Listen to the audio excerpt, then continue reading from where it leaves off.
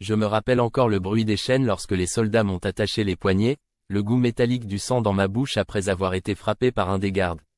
Les accusations d'espionnage me semblaient absurdes, un mauvais rêve dont j'allais bientôt me réveiller. Mais plus les minutes passaient, plus la gravité de ma situation s'enfonçait dans ma conscience. Les preuves étaient falsifiées, mais cela importait peu ici. J'avais été piégé, et la vérité ne comptait plus. Seule la fuite pouvait me sauver, ou du moins me donner une chance de rester en vie un peu plus longtemps. L'embuscade est arrivée sans prévenir. Un groupe armé avait attaqué le convoi qui me transportait, espérant sans doute capturer un prisonnier de valeur pour leurs propres intérêts. La panique s'était emparée des gardes, et je m'étais engouffré dans le chaos, me glissant hors de la Jeep avant de disparaître dans la forêt dense à proximité. J'avais couru, les branches me fouettant le visage, sans savoir où j'allais, juste loin d'eux. Il fallait franchir la frontière. Je connaissais vaguement les routes empruntées par les patrouilles et les soldats. Mes poursuivants ne seraient pas loin derrière, et je devais m'aventurer sur un chemin que peu oseraient, un champ de mines abandonné depuis la dernière guerre civile.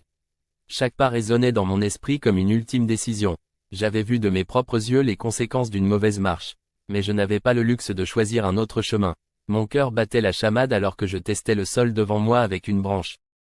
J'ai passé ce champ comme un funambule sur un fil, craignant que la moindre fausse note ne fasse basculer ma vie. Derrière moi, les soldats continuaient leur traque, et je pouvais presque sentir leurs yeux fouiller le paysage, cherchant le moindre signe de mouvement. J'ai finalement franchi la limite de ce territoire piégé, mais je ne pouvais pas me permettre de souffler. Ma jambe gauche commençait à trembler d'épuisement, mais il me restait encore un long chemin à parcourir. Je suis tombé sur un petit village.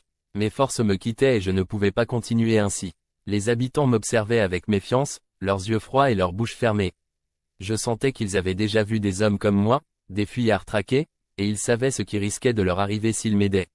Un vieil homme m'a observé plus longtemps que les autres. Son regard me disait qu'il savait ce que cela signifiait d'être un homme traqué. Il m'a caché dans une cave poussiéreuse, mais son visage exprimait des doutes, il n'était pas sûr que j'en vaille la peine. Je suis resté là quelques heures, guettant le bruit de bottes qui pourrait venir à tout moment. La peur faisait battre mon cœur si fort que j'avais l'impression qu'elle pouvait alerter les soldats. À la nuit tombée, j'ai quitté le village, remerciant silencieusement cet homme qui m'avait épargné une capture certaine. Quelques centaines de mètres plus loin, j'ai entendu le fracas des armes. Une embuscade, les soldats m'avaient rattrapé. Je me suis précipité vers une rivière boueuse, plongeant dans les eaux froides et troubles.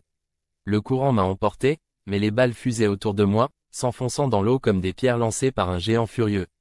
J'ai nagé aussi loin que je pouvais, jusqu'à ce que le silence reprenne ses droits, mais le répit fut de courte durée. Les marécages étaient tout aussi impitoyables que mes poursuivants. La boue s'enroulait autour de mes jambes comme des chaînes invisibles, et il me fallait lutter à chaque pas pour ne pas m'effondrer. Alors que mes forces s'amenuisaient, j'ai aperçu les lumières d'un campement dans la nuit. Peut-être y trouverais-je de l'aide, ou du moins un abri pour la nuit. Mais dès mon arrivée, j'ai senti les regards méfiants des hommes qui s'y trouvaient. Il s'agissait d'un groupe de rebelles qui m'ont rapidement capturé, croyant que j'étais un espion ennemi. Leur méfiance était justifiée, et il m'a fallu toute ma ruse pour les convaincre que j'étais aussi désemparé qu'eux. J'ai promis à l'un d'eux, qui semblait le plus réceptif, qu'il serait grassement récompensé s'il me laissait partir. Il m'a aidé à m'échapper cette nuit-là, mais je savais que sa patience ne tiendrait pas longtemps.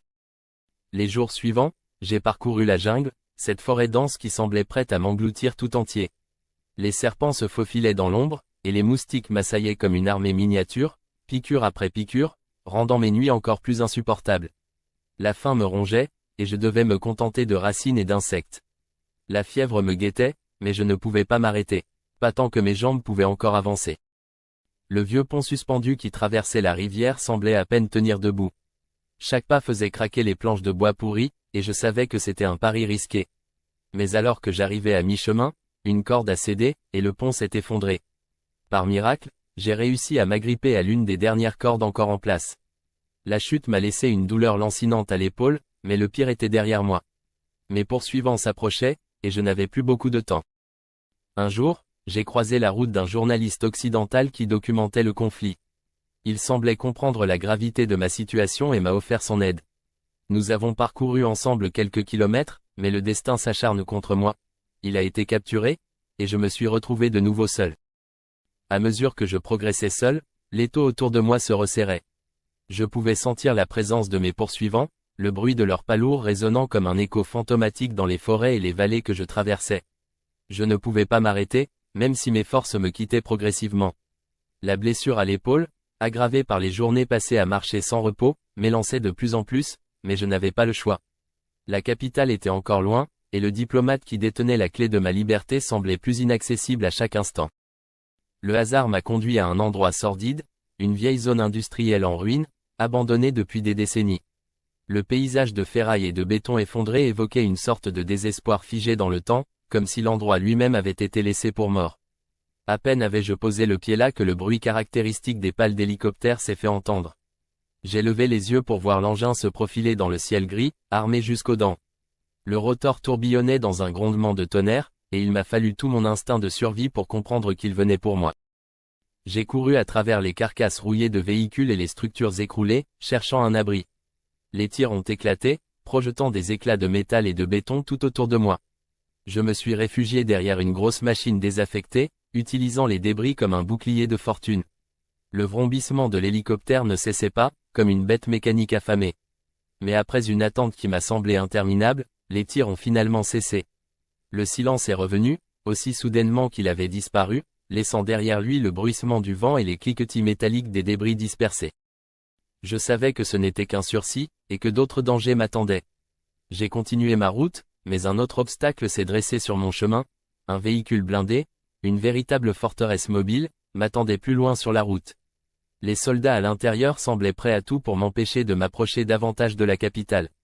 J'ai dû faire preuve d'ingéniosité pour les contourner, et j'ai improvisé une bombe artisanale en utilisant les restes d'un vieux bidon d'essence et un fusil trouvé parmi les débris.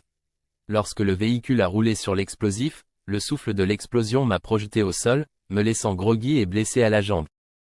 La douleur de ma blessure était insupportable, mais je devais continuer à avancer. Chaque pas devenait un supplice, et je sentais le sang couler lentement le long de ma jambe. La perte de sang commençait à me rendre étourdi, et je savais que je ne tiendrais pas longtemps ainsi. J'ai arraché un morceau de tissu de ma chemise pour improviser un garrot, tentant de contenir l'hémorragie, mais la situation devenait de plus en plus critique. Le destin, cependant, n'en avait pas fini avec moi. Alors que je m'approchais enfin de la capitale, pensant que le pire était derrière moi, j'ai été trahi par un homme qui s'était présenté comme un allié. Ce fonctionnaire local, que j'avais rencontré par hasard alors que je cherchais un moyen d'entrer dans le quartier diplomatique, m'a vendu aux autorités pour une récompense. Je n'aurais pas dû être surpris, mais la trahison a ravivé en moi une colère froide et implacable. Dans un accès de désespoir, j'ai réussi à me dégager de ses griffes, mais l'incident m'a laissé épuisé, affaibli, et encore plus méfiant envers quiconque. Il ne me restait plus qu'une dernière épreuve avant d'atteindre l'ambassade. Pour m'y rendre, il me fallait traverser une large rivière. J'ai trouvé un petit bateau, à moitié submergé dans la vase. Je l'ai remonté tant bien que mal, puis j'ai ramé avec toute la force qui me restait. Mais alors que je n'étais qu'à mi-chemin, un tir venu de l'autre rive a percé la coque, faisant chavirer l'embarcation. L'eau glaciale m'a saisi d'un coup, et j'ai dû lutter pour nager jusqu'à la rive. Chaque brasse me semblait être la dernière, mes poumons brûlaient, et le froid me transperçait. Quand j'ai enfin atteint le rivage, je me suis écroulé sur la terre humide, haletant. La douleur de ma blessure et le froid mordant de l'eau s'ajoutaient à ma fatigue, rendant le moindre mouvement difficile. Je me suis hissé tant bien que mal dans un fourré dense pour échapper au regard des patrouilles qui me cherchaient, m'enfonçant dans la végétation comme un animal blessé. Là, entre les feuilles trempées et la terre boueuse, j'ai compris que j'étais à bout. Mon corps tout entier me hurlait de m'arrêter, mais je savais que je ne pouvais pas encore renoncer. Il me restait un dernier espoir, l'ambassade n'était plus très loin. Je me suis traîné jusqu'au mur d'enceinte de l'ambassade en pleine nuit. L'obstacle semblait insurmontable, mais je n'avais plus le choix. Je me suis agrippé aux aspérités du mur, utilisant chaque goutte d'énergie restante pour escalader. Alors que j'atteignais le sommet, les lampes de sécurité se sont allumées, et des gardes armés ont commencé à se diriger vers ma position. J'ai plongé dans l'ombre, m'aplatissant contre le mur, le souffle court. Ils se rapprochaient, leur pas résonnant comme le compte à rebours d'une bombe. Quand les gardes se sont éloignés, j'ai trouvé la force de glisser le long du mur et de m'infiltrer dans l'enceinte.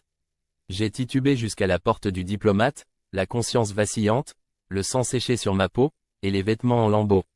Quand la porte s'est enfin ouverte, j'ai vu son visage étonné, puis ses yeux se sont posés sur les documents que je tenais.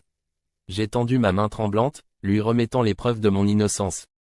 C'est à cet instant que tout est devenu flou. Ma vision s'est obscurcie, et mes jambes se sont dérobées sous moi.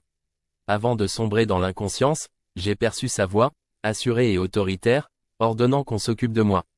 Le monde s'est alors réduit à un simple murmure, et j'ai sombré dans l'obscurité, ne sachant pas si je me réveillerais à nouveau. Lorsque j'ai ouvert les yeux, j'étais allongé dans un lit d'hôpital, une perfusion dans le bras. Le diplomate m'a assuré que tout était en ordre, que les preuves avaient été publiées, et que mon innocence était enfin reconnue. Mais cette délivrance tant espérée avait un goût amer. Je n'étais plus le même homme que j'avais été avant cette course infernale. Mon esprit était hanté par chaque visage que j'avais croisé, chaque trahison, et chaque pas que j'avais fait pour échapper à la mort.